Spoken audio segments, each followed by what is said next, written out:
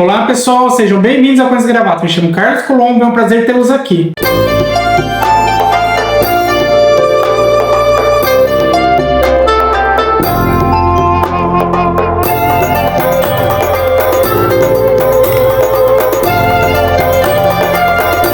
O motivo do nosso vídeo hoje é para apresentar um dos quadrinhos meu preferido. É um quadrinho Bonelli, italiano. Vocês sabem que minha preferência de quadrinho é Bonelli e mangá, mas Bonelli para mim tem um carinho muito especial. E hoje eu estou falando de Julia, a Julia Kendall, um quadrinho maravilhoso. A Julia foi criada na Itália em 1998 pelo Berardi, que ele é o roteirista, né? Aí desenhista tem vários, cada edição é uma pessoa diferente.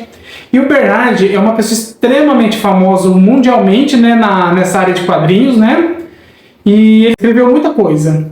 E uma das obras mais famosas dele, além da Julia, na verdade ele tem duas obras que são extremamente famosas. É a Julia e o Ken Parker. Vou mostrar o Ken Parker aqui para vocês, um que eu tenho, tá? É uma edição nova da editora Mitos, esse daqui. Capa dura, é uma edição muito bonita que a Mitos está trazendo para nós. E ele fez esse quadrinho do Ken Parker, uma parceria com o Ivo Milazzo, que realmente ficou muito bom. Inclusive, Ken Parker provavelmente é um dos quadrinhos que eu pretendo trazer futuramente aqui para vocês. É um quadrinho que iniciou Bonelli, né? Hoje não está mais na Casa Bonelli, que a Bonelli é uma editora italiana, mas é um quadrinho muito bom. Ele tem aquela pegada de western também, mas é um quadrinho mais humano. O Ken Parker, que é o personagem aqui, ele se ferra muito, ele apanha, leva tiro. Não é o Tex, que é aquele cowboy quase invencível, né? Então é bem diferente. Então Ken Parker certamente será um quadrinho que eu quero trazer aqui para nós, mas mais para frente. E o Ken Parker foi criado antes da Julia. O Ken Parker foi criado em 74. E vamos voltar ao nossa Julia, né? Vamos voltar ao Berardi. O Berardi é um senhor já hoje, né? Ele nasceu lá em Gênova, na Itália, em 1949, se não me engano. E realmente é uma pessoa muito respeitável. Então tudo que aparece do Berardi, inclusive do Milazzo, eu tento adquirir aqui no Brasil. Realmente vale muito a pena. Bem, voltemos à Julia, né? A Julia desembarcou aqui no Brasil em novembro de 2004, que é o volume 1 que eu já mostrei para vocês, que esse daqui é formatinho, tá? Preto e branco, 132 páginas. É um quadrinho que eu gosto muito da Julia, que eu já falei várias vezes. Quando eu gosto muito de uma coisa, eu acabo me repetindo, peço até desculpa. E ele recebeu como nome Julia Kendall, Aventuras de uma Criminóloga. Só que esse nome aqui teve um problema no Brasil. Havia direitos autorais com esse nome de Julia, que antigamente tinha um bolso livro, né, de romance chamado Julia. Então a editora Mitos teve que adaptar esse nome, ou seja, esse nome permaneceu apenas por 4 volumes. E a partir do número 5, eles tiveram que trocar por J. Kendall, Aventura de uma Criminóloga. Eu tenho aqui para vocês, ó, esse aqui. Mas continua igual, pessoal. Continua igual, o quadrinho só mudou o nome. E passado mais um tempo, a Julia teve alguns problemas de venda. Então a Mitos mudou um pouco o formato, página, tudo. E a periodicidade também. Em vez de ser mensal, o quadrinho da Julia, virou bimestral. E ganhou 2 histórias por quadrinho, a partir do número 106, que ficou um quadrinho mais grosso, não é mais 132 páginas que nem o outro, foi para 260. Mas espetacular, gente, continuou no formatinho, não alterou isso. E realmente a Julia é um quadrinho que precisa ser muito bem estudado, um quadrinho que tem que ser apreciado, tem coisas muito interessantes no quadrinho que eu vou falar mais pra frente, e realmente vale muito a pena. E a Julia vivenciou um pouco mais algumas crises financeiras no país, né? Não tinha uma vendagem tão boa da Julia, então a Mitos decidiu encerrar esse formato da Julia, tá? No número 154, que é esse último número da Julia. E graças aos fãs, a Julia ganhou força, cresceu muito. Hoje é um dos quadrinhos mais vendidos da editora Mitos, a Julia, da linha Bonelli. Eu acho que ele só perde para Ken Parker e Tex. E realmente é um quadrinho espetacular. Então a Mitos decidiu lançar em outro formato a Julia número 1. Mas esse número 1, na verdade, equivale ao número 200 da Itália. Esse daqui, o 154, equivaleria ao 198 e 199 da Itália. Então a Mitos mudou o formato, porque esse é um formato muito melhor para ser lido. Para você apreciar a arte dos desenhistas, tudo, realmente um formato bem melhor esse daqui. Eu aprovei, apesar de ter agora só uma história por quadrinho, eu aprovei esse formato, tenho comprado mensalmente. Inclusive esse quadrinho aqui da Julia está no número 11 atualmente. Porém não chegou ainda para mim o 10 nem o 11. O último que eu tenho aqui que não li ainda é o volume 9, que é esse daqui. Muito legal, a capa apareceu ali já de sinopse, eu tô aguardando, tá na fila de leitura, logo eu vou ler. Mas os outros 8 anteriores já devorei, assim como eu devorei os 154 desse aqui. Realmente vale muito a pena. E a Júlia fez tanto sucesso no Brasil depois dessas crises que sofreu, que a editora Mitos resolveu relançar a Júlia. Está relançando hoje no formato italiano desde o número 1 realmente. E também ele está relançando os especiais da Júlia, que eu não mostrei para vocês. Nesse decorrer aqui da Júlia, desse formatinho, eles lançaram 6 especiais. Vou mostrar aqui para vocês, eu tenho todos os especiais. Esse aqui é o volume 1, esse aqui é o volume 2. Na verdade, esses especiais mostram a Júlia mais jovem. A Júlia na época da faculdade. Ela ainda aprendendo a sua profissão de criminóloga, né? Esse aqui é o 5. E esse aqui é o 6 e o último, lançado especial da Júlia, em formatinho. Esses formatos novos que ela estão trazendo de republicação, eu não tenho comprado, porque como eu já tenho uma delas, falei, não vou comprar agora que eu tenho outras prioridades. E a Júlia está fazendo tanto sucesso no Brasil que eles trouxeram também 2 graphic novel, capa dura da Júlia. Vou mostrar aqui para vocês também, que também é a Júlia mais jovem, tá? Esse aqui, ó, capa dura, pessoal, que é um espetáculo, eu gosto muito. E esse aqui é o 2. E uma curiosidade que eu acho interessante trazer para vocês é que os personagens da Júlia foram inspirados em personagens do cinema. E a Júlia mesmo, ela foi inspirada na atriz Audrey, que foi uma atriz extremamente famosa na época dela. Eu vou até pôr uma imagem aí para vocês compararem. E além da Júlia, alguns outros personagens também foram inspirados em pessoas do cinema. Por exemplo, o Tenente Webb foi inspirado em John Malkovich. Não sei direito a pronúncia, então se eu estiver errando aqui, peço desculpa. E também temos o personagem Ben, que foi inspirado no John Goodman, que eu vou pôr a imagem aí para vocês também. E nós temos também a Emily, que foi inspirada na Whoopi, que foi uma atriz norte-americana de comédia extremamente famosa, que realmente é uma atriz que quem gosta de cinema vai gostar. Acho que, se não me engano, o filme mais famoso dela que eu me lembro foi Mudanças de Hábito. Passava muito Sessão da Tarde, muito engraçado esse filme. E prosseguindo aqui para vocês, antes de eu entrar realmente na resenha, acho que seria interessante eu passar um pouco do histórico da Júlia. A Júlia, na verdade, é uma criminóloga, né? E ela dá aula na Universidade de Garden City, né? Que é a cidade que ela mora ali. E além disso, também ela dá consultoria para a polícia. Ali nessa consultoria, ela principalmente traça perfil dos criminosos. Ela vai conversar com as vítimas que estão vivas, né? Ela conversa com as testemunhas, com os familiares. Ela observa a cena de crime. Ela observa as casas das vítimas. Então ela consegue traçar todo um histórico do crime e o perfil do criminoso. Pode ser assassino, pode ser um estuprador, pode ser apenas alguém que cometeu um roubo. Então é uma história muito mais pensativa do que um quadrinho de ação, tá? Mas realmente é um quadrinho fenomenal, que na minha opinião trabalha muito a mente, um quadrinho que faz você também pensar, para você tentar descobrir quem que é o assassino no final. Então é um quadrinho de mistério aqui, na verdade, na minha opinião. Mistério não, suspense, desculpa. É um quadrinho de suspense que vale muito a pena. E como é que começa esse quadrinho número 1? Na verdade, ele já começa de uma forma diferente. Ele mostra uma moça amarrada e pedindo para não ser machucada. Vocês podem ficar até um pouco chocados, mas é um quadrinho até que bem realista, né? Porque infelizmente acontece isso, né? Então mostra essa cena dessa moça aqui pedindo para não ser morta, né? Não ser machucada. E logo após a gente vê o assassino aqui esfaqueando ela. Ele está, na verdade, com um bisturi. Então mostra ele esfaqueando ela aqui. Mas não mostra exatamente ele cometendo o ato. Mostra apenas como se fosse um sangue espirrando, né? Não vou mostrar o sangue aí para vocês, porque o YouTube acaba tirando, né, isso daí, atrapalha os vídeos do YouTube, daí ele não aceita cenas com sangue, então não vou mostrar aqui pra vocês, mas é um quadrinho até que bem forte nesse sentido, tá? Não mostra o ato em si, só mostra o sangue espirrando, mas realmente é algo que assusta um pouco. E logo após essa cena, a gente vê a nossa protagonista, né, a Julia Kendall, assistindo uma fita de vídeo aqui. E na verdade essa fita é como se fosse um rascunho de uma série televisiva que querem fazer da vida dela, na verdade. Só que é uma coisa bem fora da realidade dela. É como se eles sexualizassem um pouco essa fita, que não tem nada a ver com ela. A Júlia não tem essa questão sexualizada, é zero. É um quadrinho bem interessante, mas não tem essa questão. Então, ela não gosta daquilo, né? Mas segue aqui a história, né?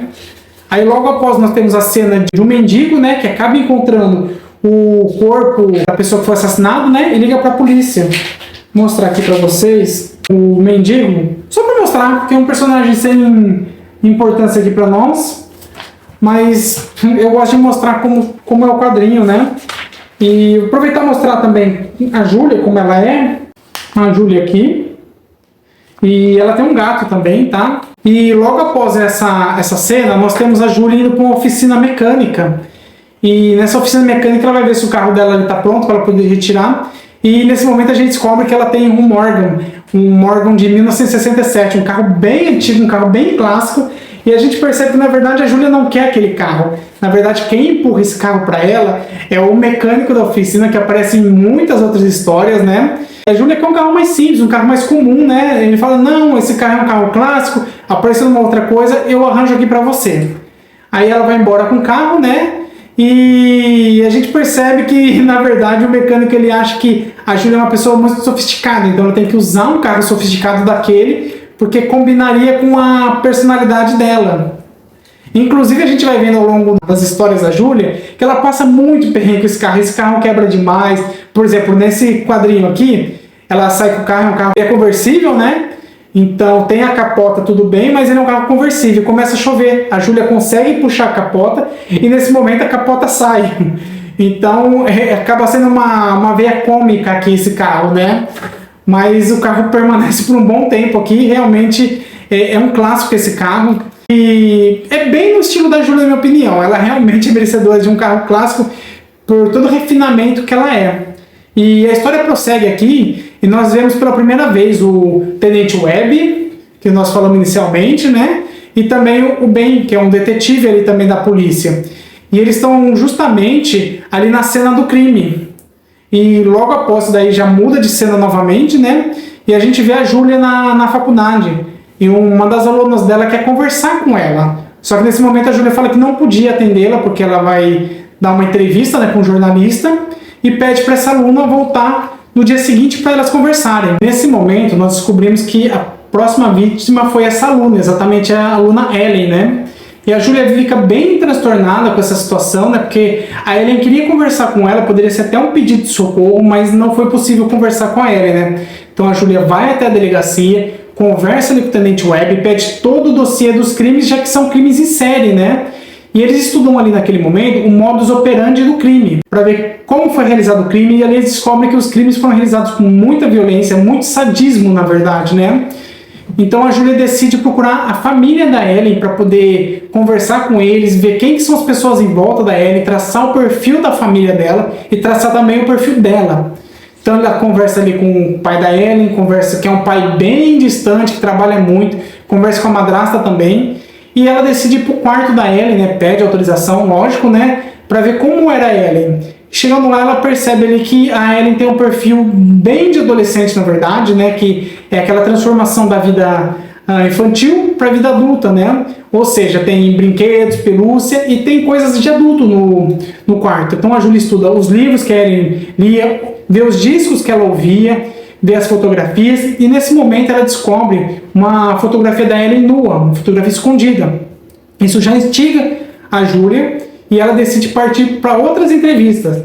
Ela entrevista também um amigo da Ellen, né, que teve um relacionamento com ela. Esse amigo é um amigo que é um pouco até violento, na verdade. Ele se nega ali que teve algum relacionamento com ela, diz que ela se deitou com pessoas negras, né? Então ele é uma pessoa bem preconceituosa. Tem então essa dinâmica na história. A Júlia pensa que ele pode ser o assassino ali no momento, né? Que ele é violento, né? É uma possibilidade, né? Ele é um suspeito, né? Tendo em vista toda essa violência. Inclusive a Júlia lê um diário da Ellen que fala que eles tiveram relações e que ele se tornou violento e ela decidiu parar. Então a Júlia já fica com o pé atrás com esse amigo dela, né? Amigo, ex-namorado. E continua a investigação. A Júlia vai conversar com a amiga da Ellen, que é provavelmente uma das melhores amigas da Ellie, né?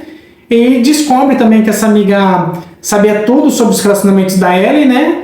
E após pressioná-la também, descobre que essa amiga, na verdade, que contou pro rapaz que a Ellie ficou com outras pessoas, né? Pessoas negras. E essa amiga começa a chorar, falando que ela é boca aberta, tudo. A Júlia realmente pressiona as pessoas. A Júlia tem essa pegada. E continua a investigação, né? A Júlia vai até um ginásio, né, de basquete que a Ellie praticava. E ali ela conversa com o vigia do local. E também pergunta da Ellie, né? Ele fala que inclusive a Ellie era uma das poucas meninas ali que davam boa noite para ele, né? Cumprimentavam ele, né? E nesse momento chega a filha dele também, que chama Myrna, que ela é uma química que está ali ajudando o pai temporariamente. Então a Júlia traçou o perfil de todas essas pessoas em volta, né, da Ellie, para poder chegar futuramente em quem é o assassino, né? Se é algum desses aqui ou se é um terceiro. Então é um quadrinho bem de suspense, é um quadrinho policial, bem interessante. A primeiro momento a gente pensa, poxa, um quadrinho parado, não tem ação. Não é parado, na minha opinião. É um quadrinho bem instigante. É um quadrinho que às vezes tem ação sim. A Júlia se coloca várias vezes em perigo aqui, não é o foco, mas ela se coloca em perigo às vezes, ela enfrenta os assassinos, mas não é um quadrinho essencialmente de ação. É um quadrinho mais pensante, de mistério, que vale muito a pena. Você fica curioso para ler até o final esse quadrinho. Bem, prossegue um pouco aqui a história. E a Júlia é uma menina muito corajosa. Tanto é que ela vai até um bar atrás do cafetão da primeira vítima, que era uma prostituta, na verdade. Então ela encara esse cafetão, quer saber se as outras meninas dele, né, sabem alguma coisa, se viram alguma coisa no dia que a menina foi levada, né, que ela era uma garota de programa. E ele disse que não sabe de nada e manda ela embora. Tudo bem, ela saindo ali do bar, ela é cercada por 3 marginais ali que querem assaltá-la. E nesse momento a gente vê um pouco de ação. Nesse momento a Júlia dá uma bolsada em um dos marginais. E dentro da bolsa, normalmente, a Júlia tem um cinzeiro bem duro que derruba o cara. Só que, infelizmente, são 3, né? Então, ela só conseguiu acertar um, os outros conseguem segurá-la. E nesse momento, a gente vê a participação de um outro personagem bem recorrente aqui na série, que é o Léo Baxter. Ele é um detetive particular, né? E ele está sempre ajudando a Júlia.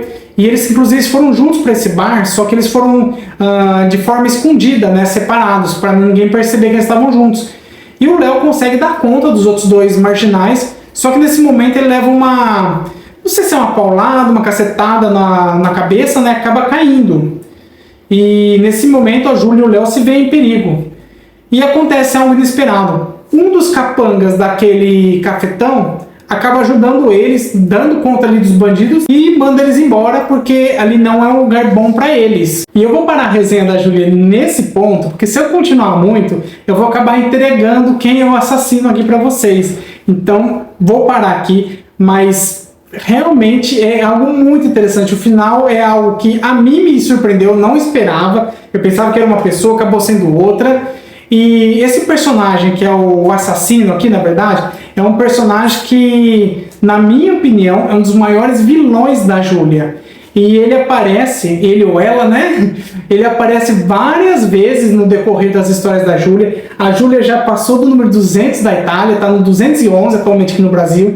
É um quadrinho realmente espetacular. Fica aqui minha recomendação. Quem quiser ler um quadrinho diferenciado, leia a Júlia. E pode ler tranquilamente qualquer número, porque não existe uma cronologia certinha. É claro que tem alguns pontos que são interessantes, vão mudando na vida dela, mas você não precisa ler, por exemplo, o número 1 para conseguir ler depois o 100. Você pode ler alternadamente, que você vai compreender perfeitamente a Júlia Kendo. É claro que eu recomendo, leia desde o comecinho, que vale a pena, mas você pode ler, comprar qualquer número da Júlia que você realmente não vai se sentir perdido. Eu recomendo, inclusive, essa republicação que a editora Mista está trazendo. É uma republicação bem bonita, não estou comprando porque, como eu já tenho os formatinhos, eu não vou comprar novamente, né? Eu preciso guardar o dinheiro para comprar outras coisas diferentes. Mas então fica aqui minha recomendação pela Júlia, eu vou ficando por aqui. Quem não é inscrito no canal, se inscreva, deixa seu comentário, que é muito importante. Se vocês tiverem sugestões de vídeo, pode deixar aí. Eu estou pensando já o próximo vídeo que eu estou bolando aqui de resenha, né? Provavelmente vai ser algum mangá, mas eu estou pensando ainda. E também curtam os vídeos, compartilhem com os amigos, o canal tem crescido, eu agradeço vocês e até o próximo vídeo, pessoal. Um abraço!